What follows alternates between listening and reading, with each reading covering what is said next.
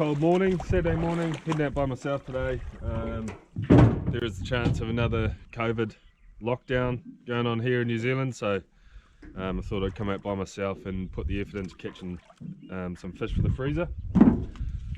But instead of just doing a fishing episode, which I might include some of, I thought I might do a review of the old F14 fisher, Frewza F14 fisher. Mainly because I know when I was looking at buying this boat and getting it made, I wish I had a video or something to go and go out with or talk to about the boat and how they feel about it. There was very limited information I could find, apart from great boat, rides well, blah blah. But in terms of the little things, yeah, I couldn't find much about it, especially with the modifications and stuff. So a lot of it was trying to ask other people. So anyway, I thought I'd do a review of the boat I got, and I'll probably do that throughout the day. So yeah, before we get started, we'll go and hop in it. There's a Frewza F14 fisher hull with a 40 horse Yamaha 2-stroke, and I had the hull strengthened, so I had its the hull plate thickened. I think it's 4mm now, and a keel strap along the bottom, along the keel, just for this kind of stuff when it's rubbing up against this stony gravel stuff. Just gives it a bit more sturdiness and a bit of peace of mind for us. So yeah, we'll start her up and we'll head out and get over the bar, and we'll go and start catching some fish, and I'll talk some more shit. So see you out there. The reason I got a boat this size was mainly because a lot of my missions are by myself, but also is because this is where I come to launch. And as you can see from this morning, you can launch this thing in a puddle of water. I mean, I can get it off the trailer in a water that's so shallow that I have to walk it out. So I've just walked it out to a bit of depth now to start it up. But yeah, great boat for handling by yourself and for shallow water stuff, because man, they just float on nothing. So I couldn't recommend another boat for beach launching. I will say before I carry on, I am not in any way sponsored by Frewza. I'd love to be, but I'm not. I bought this boat out of my own money, and I've had many boats before it. So I do have something to compare it to. Plus, my line of work, I work a lot on small boats, so I've been on a lot of boats. I'm in no way a know-it-all or professional, but I'm giving you my feedback of what I prefer. A lot of this is personal, and if you don't agree, then that's your view. Everyone's entitled to a view, so don't take it too much. Don't take it to heart too much if I down talk another brand. It's my personal experience. So another reason why I'd go Frewza is the customer service is absolutely amazing. You're actually, well, when I bought the boat, I know anyway, this, as I said, personal experience, I was dealing with Kirsten and Brendan Frews, the owners of Frewza boats. So you know, you're getting genuine responses, and any questions about the customizability modifications, they can give you a dead answer straight away. And I gave them a lot of different drawings of concepts that I had in my head. Some of them I didn't go through with, and they were fine with that, but they still provided an in-depth quote of how much it would cost and what it would be like, would it work. And I mean, Brendan's been in the game for a long time, so he knows his shit. So yeah, really good company to deal with. So that was another big plus. Well, I could not have timed that any better for this video. We've just been coming out of Delaware Bay, absolutely flat, and typical conditions here, you'll get this katabatic wind coming off the cliffs, especially on still cold mornings, and it will rush down, and in this area you'll get, you know, 15 to 20, I've had 30 knots blowing out of here. But anyway, for this video, we've just gone from flat to about a 12 to 15 knot side chop, and you know, white caps and all that. So I'll put you guys on my head and we'll punch into it, and I'll just show you how the boat rides.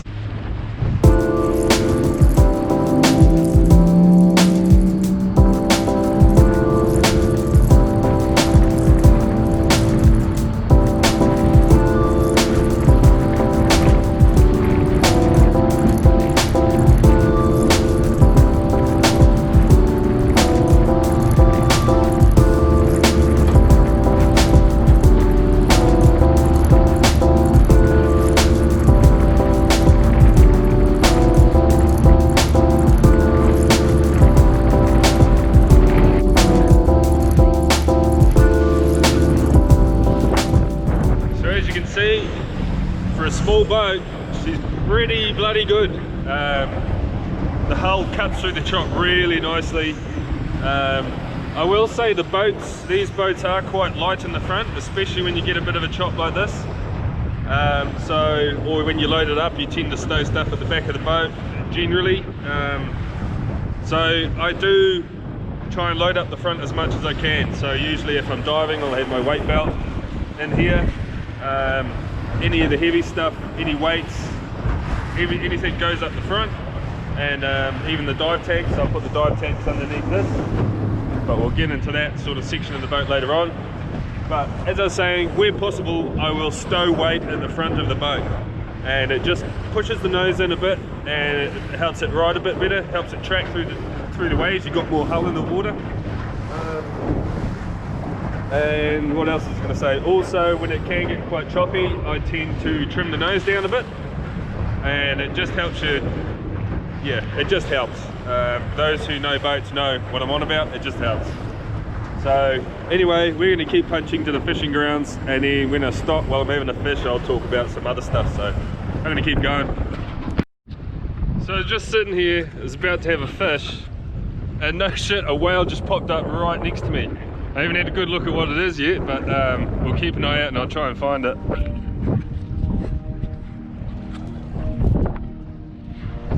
Oh! So in this kind of circumstance, you don't want to be chasing it, you don't want to be following it. You just want to hold position, and that's all I'm doing, because I don't want to scare it and I don't want to hurt it. But I do want to see it, so I'm just staying here for now, and the wind will slowly blast off. But wherever he's a big one. I'm actually just going to turn the engine off and just wait, because I don't know where he is, and I don't want to go speeding off and hit him, and also I don't want to scare him. So I'll just shut it off, and we're going to wait for 5 minutes.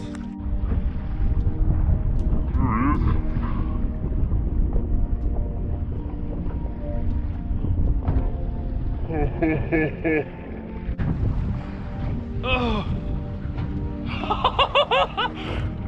Man, that is so cool. So as you can see, I'm not chasing him down, I'm just waiting, holding position, and turning the motor off where possible.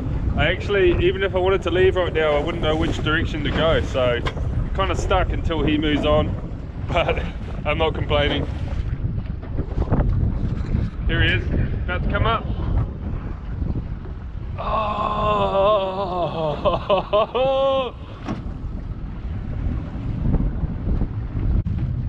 Okay, so he's gone now. He popped up over there, so I'm free to leave. I'm free to go. He's letting me go. Now that was cool.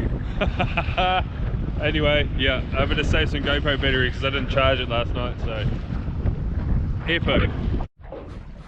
Well, that whale was a good start to the morning. So we just pulled up to the spot and threw the anchor over. So with my boat, I didn't opt for the split windscreen, and mainly because I don't do that much anchoring and it's easy enough to walk around the side of the boat. But in hindsight, I kind of wish I did, just because when you do anchor, it's a hell of a lot easier.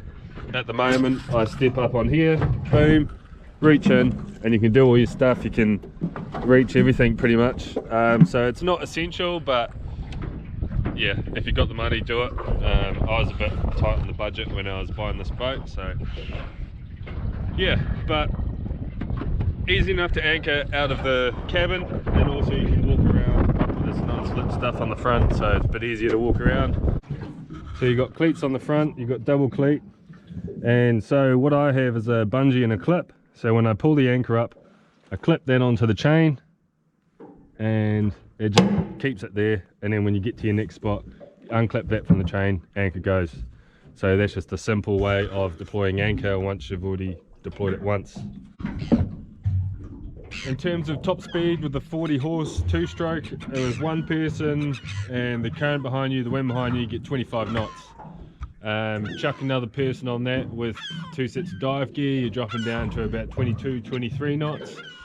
And then me, the missus, and the 2 kids is usually about 20, 21 knots. So 20 plus knots top speed, and it loves doing it. when it gets really choppy, you can drop it down to like a 17, 18, no, 17, 16 knots maybe, and it just eats the chop, just makes it a bit softer. Now, this is a very soft riding boat, but it is still a pontoon boat, so you will get slap. But I had a Steadliest before this, and I had a mono hull before that, and this is by far the most smooth riding out of both of them. So when you are humming along, you can stand up. There is ample space to stand up, and you've got heaps of brace, you've got stuff to hold on to. But you can sit down. It's soft enough to sit down on a good day. So you got your swivel seats obviously, and this windscreen is the perfect height. So even though you're looking above the windscreen, the wind just rushes right over your head. So on a cold day, it's primo for that when you're sitting down. Also when you're fishing, chuck the anchor down and you've got this cabin to sort of deflect that wind, so you get that comfortable sort of warm spot. So that's really good. In terms of inside, this out of all the small boats I looked at, the Frewza offered the best sort of, well, one bang for buck, but two, like the storage space it's a lot of storage space and it's well thought out. So you've got all your gunnels obviously, and then you've got up in here, so I opted for some underfloor storage. I made that wooden thing myself. They just welded the tabs on and I did the rest. You've got a tackle pouch here which I put in. Bensco, you got this lockable. It's got my food in there, and also your dashboard and all that too. So lots of storage space for a small boat. I did coat pretty much everywhere with the Ultralon. It's one, it's more comfortable, it protects the aluminium, and it sort of makes it quieter, especially when you've got stuff rolling around in here. On top of here, it's just a hell of a lot quieter. Plus it's a non-slip, grippy sort of thing, so that's a great addition to the boat. As you can see, I am being lazy and fishing into the rod holders. And to do that, we have the Railblazers. So that wasn't a Frewza thing. I mean, again, you could opt to have those and they'll put them on for you, but that's stuff I bought and put on myself. And they're just so good for small boats because you just have this ports everywhere. So I've got 3 along the back, 2 up the front, and you can just move it around the boat and you can fish it at whatever angle you want. So while I'm just bottom bouncing like this, you can have them out like that, and it's just ideal. Plus, I kitted my kayak out with a starport so I can pull all my fittings off the boat and put them on the kayak when I'm going out kayak fishing. So you're just sort of making use of what you've got in a way. A battery in the box with an isolator switch and 2 tote tanks. The reason I opted for 2 tote tanks is because when one is out or nearly out, you know you're halfway through your fuel. It's pretty simple. And yeah, it's just a bit safer if you're accidentally not watching your fuel and you run out of fuel in one tank. You know you're probably going to start heading back. So yeah, that's my way of gauging fuel content. Tote tanks are so much easier. Don't go underfloor. You just, yeah, no, don't do it. And then you've got all your storage up here. Obviously you've got this. You need one of these. If you're going to run an outboard and not have one of these, then you're just asking for trouble. I drained half a cup of water out of this. Well, not half a cup, probably a quarter cup out of this yesterday, and that's just from condensation from the tank sweating. So get yourself one of those. If that water goes into the carb, your motor's not going to run. Coming up to the back, you got your boarding ladder, boarding platform. I opted for 2. The standard option is to come with 1, but I just wanted to make the boat a bit more symmetrical and just got space for 2 divers to hop up at once in case there's a shark or something like that. You're not all fighting for the one board. And then you've got rod holders at the back, your cleats for hanging burley, drift chutes, whatever. And obviously the 40 horse Yami. Now the 40 horse Yami is great. It is 40 horsepower is the lowest they recommend for this boat. But because I'm usually out with 1 or 2 people, it's fine for me. If you were doing more people more often, you'd go bigger. Saying that, if it was a 44 stroke, I don't think it would be quite enough for what I need. The 2 strokes obviously lighter and likes to rev a bit more. If you go to 4 stroke, you're putting more weight on, and I don't think it would quite cut it. In saying that, if I had the money at the time, or if I had the money now, I would swap to a larger 4-stroke motor. Mainly because 4-stroke is just the way to go these days. Technology's improved so much, so why not embrace it? So that's pretty much that. There is one downside to this boat, and it's nothing against Frewza, and it's nothing against them themselves. You can opt to change it if you want, but I wasn't quite aware that there would be an issue, or I wasn't quite aware that this issue existed when I was purchasing the boat. Hence wanting to do this video, to give people a bit of guidance, because I wish I had something like this when I was buying the boat. Is the floor isn't flat all the way up to the gunnels. So if you are fighting a fish, you have this awkward sort of slippy sort of part of the floor that sort of gets in your way, and you can slip around a bit. And I've just got a fish on, so I'm just going to have to deal with that. But I've just got a fish on, so bear with me. What was I saying? Yes, so the flat floor isn't quite flat all the way up to the edges. Now, I did talk to Brandon, you can change this, and the issue kind of goes away with size. So if you go to the F14 or the F16, nice unit there. If you go to the F15 or 16, it doesn't happen. It's all about sheet size. And he said that if you go a bigger sheet, you have to pay for the sheet, which is fine, but you just have more wastage, and that's why they opted to do it this way, at least wastage at the factory. So be it. But it just pisses me off a bit sometimes. It's a bit slippy, especially when the deck's wet and you can be fighting a fish, and it's just a bit awkward. So that would be one thing I'd change. Plus it just makes the deck feel a bit smaller. So it's a very minor thing, but it is something I would change. Now Frewza does have an option for a split transom for an entryway. If and when I go to an F16, I will get that option. Whereas in the small boat, I would prefer to have, this is the F14 I'm talking about, I'd prefer to have the full storage, and that's why I didn't do it in this. It's not that hard to climb over. It's a small boat, easy to get into, so I didn't think that was quite required, and I'm happy with that choice. So coming up the front, you've got drink holders on each side just for when you're on the beers. You got this, so I just got Frewza to weld tabs in along here, so I could cut out this, and I can lift that up, store diet. I can fit 2 or 3 tanks underneath there, and that goes with the adding weight at the front of the boat thing I was talking about earlier. And then you've got your flat floor on the top for storage. You got your fire extinguisher here, and hooks along the back for life jackets, and that's where you can store your dry gear, jackets and stuff. Or sometimes the kids crawl up there and have a little nap in there when they've got the kids out. In terms of seating, I opted to not get the bench seat added in. It just complicates things, especially if you're going to have a chili bin on the boat anyway. You might as well just use that as a seat, and yeah, you can pull it out, clean it, or if you don't need the seat, you just pull the chili bin and move it, whatever. So that's the way I opted to do it. You can buy a squab for that, which I will do, make it a bit more comfier. Seats up the front, so you've got the swivel seats, and these swivel around. They are stiff, but they're supposed to be like that, so you're not swinging around all over the place in the chop.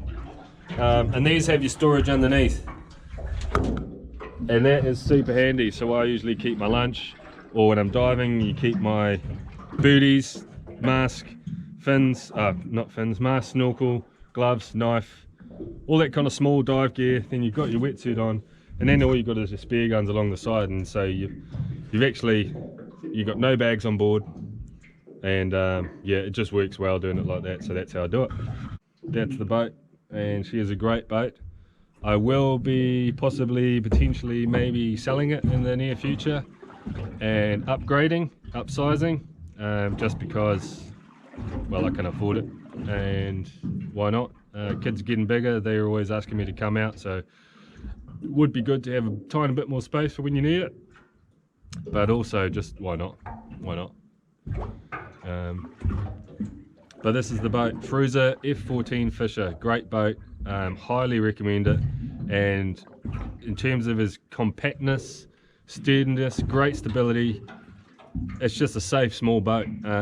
I wouldn't go for anything else. And then you look at the price tags for anything else, and you can put a boat together like this for half the price of most of its competitors. So absolutely great boat, great people to deal with, great customer service, great customizability, if that's a word. Yeah, just great. I highly recommend them. And they do a wide range of, they're just willing to do whatever you guys want as a customer, so it's really good to see that. A lot of the larger companies won't do that stuff anymore. They're too busy, they've got too much money coming in to fuck around, I guess. But yeah, Frewza F14 Fisher, go get yourself one. I'm going to keep on fishing because I've been catching the bearded and get a feed. You know what else?